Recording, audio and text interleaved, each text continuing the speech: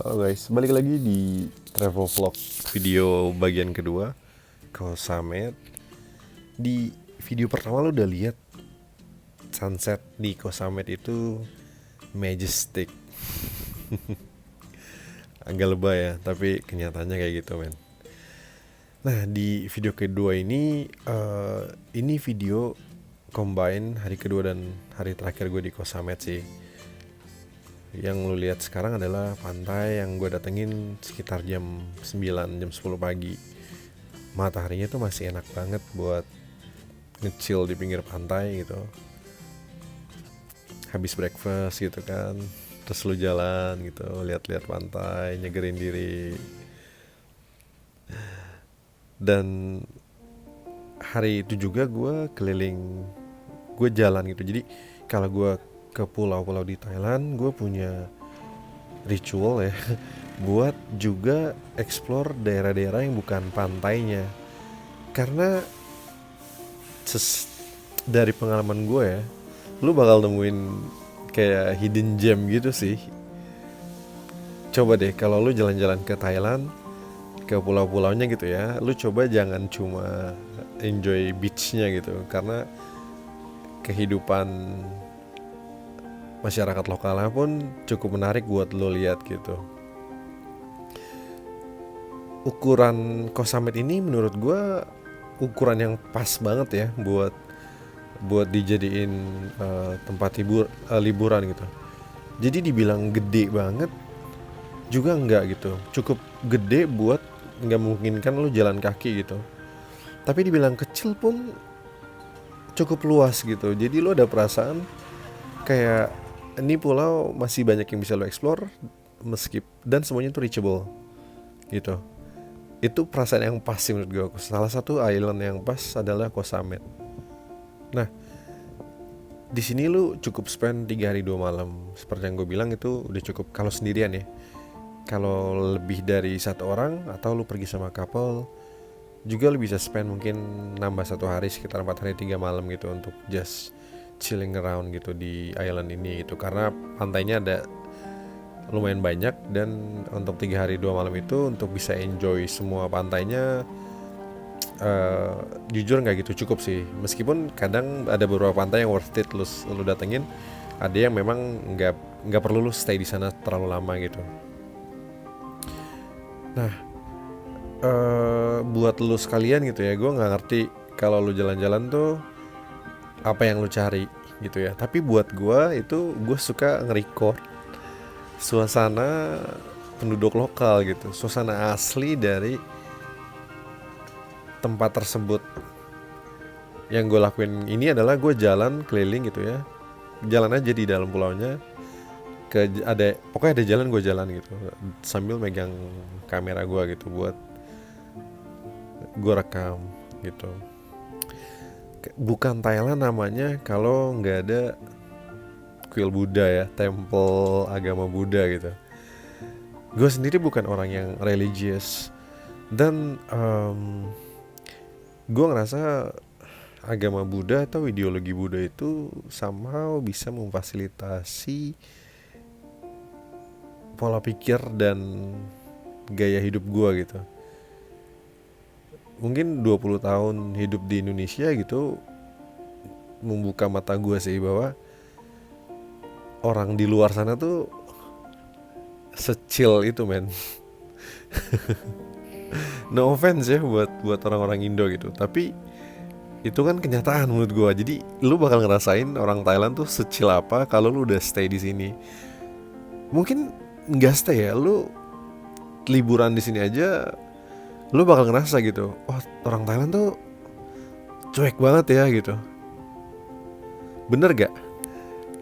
Yang udah pernah ke Thailand boleh gak lu tulis di komen, apakah orang Thailand tuh secil itu gitu dibanding orang Indo? Kurang lebih sama kayak orang Bali sih mentalnya menurut gua. Cuma orang Thailand nih menurut gua lebih chill ya.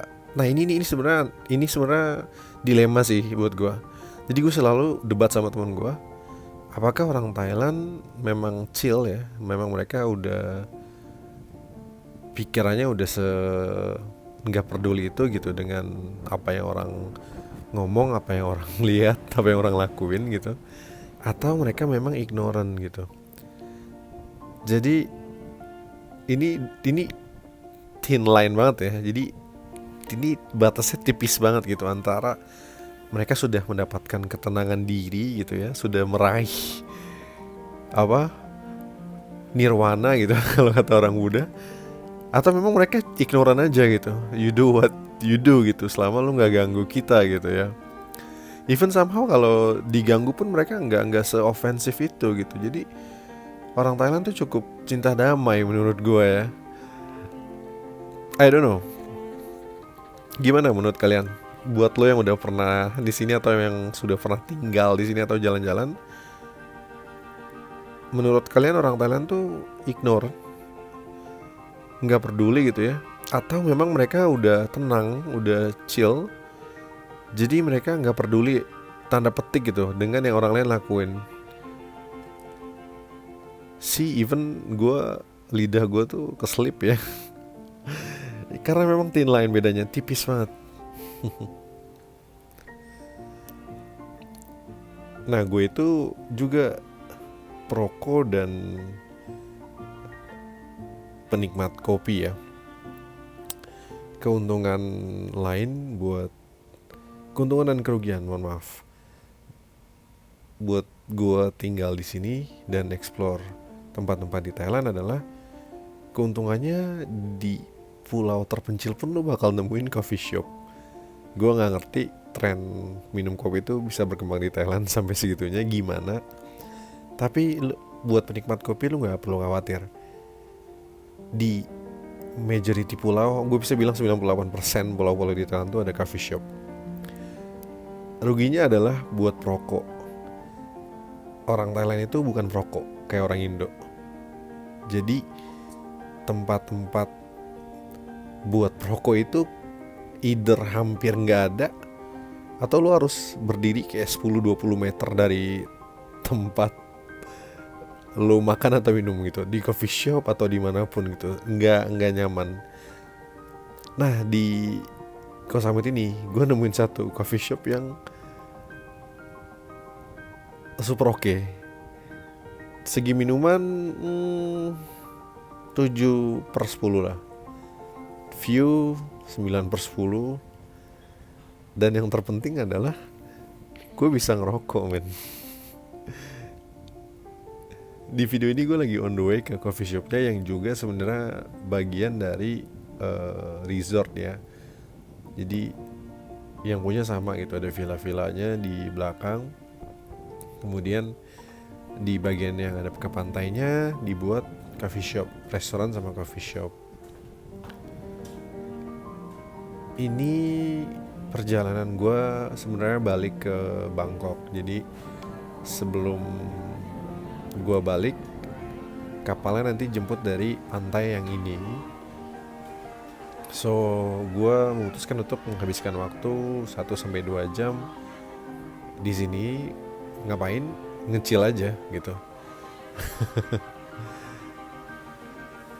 Kalau lu jalan-jalan sama gue ya, buat yang udah pernah jalan-jalan sama gue, pasti kadang suka komplain gitu. Ada banyak tempat yang bisa didatengin, kenapa cuma duduk diem chill gitu sampai 2-3 jam gitu di satu tempat gitu. Itulah gue gitu. Kenapa sih? Karena gue mau ngerekam di kepala gue gitu. Bahkan waktu ngeliat video ini tuh gue masih inget secara detail temperaturnya berapa gitu ya. Nggak angkanya, tapi gue inget di kepala gue bahwa ini tuh sejuk banget. Anginnya sejuk, panas tapi anginnya sejuk. Terus kayak nggak tahu ya, perasaan-perasaan yang lu rasain waktu itu gitu, yang gue rasain waktu itu tuh gue masih bisa inget gitu sekarang gitu. Karena memang gue pay attention gitu. Gue stay lama karena gue mau nge-record semua itu. Gue bisa nge-record pakai handphone atau pakai kamera, yes, nanti bisa gue lihat lagi. Tapi nggak ada yang lebih hebat dari otak lu. Karena otak lu, oke, lu punya lu rekam video, tapi kalau lu nggak tahu atau lu lupa juga ya sama aja kan. Nah, tapi kalau lu inget setiap detailnya, waktu lihat videonya lagi itu kayak enhance pengalaman lu nonton video itu gitu.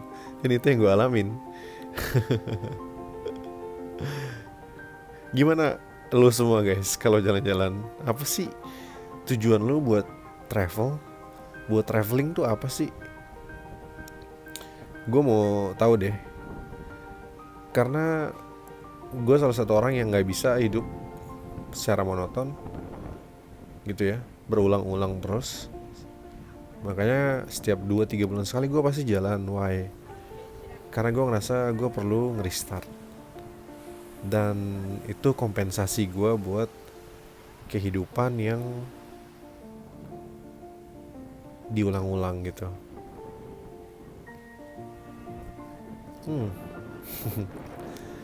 Videonya udah mau selesai, dan gue akan tutup lagi dengan pertanyaan ya, yang sama buat kalian tuh. Apa sih tujuan dari kalian traveling? Apakah mencari ketenangan? Apakah makan? Mencari makanan? Apakah belanja? Atau ada hal lain yang gak kepikiran sama gue? Boleh di-share ya guys di comment section. And then see you di video-video traveling berikutnya. Dan boleh di like kalau memang lo suka videonya. Bye bye guys.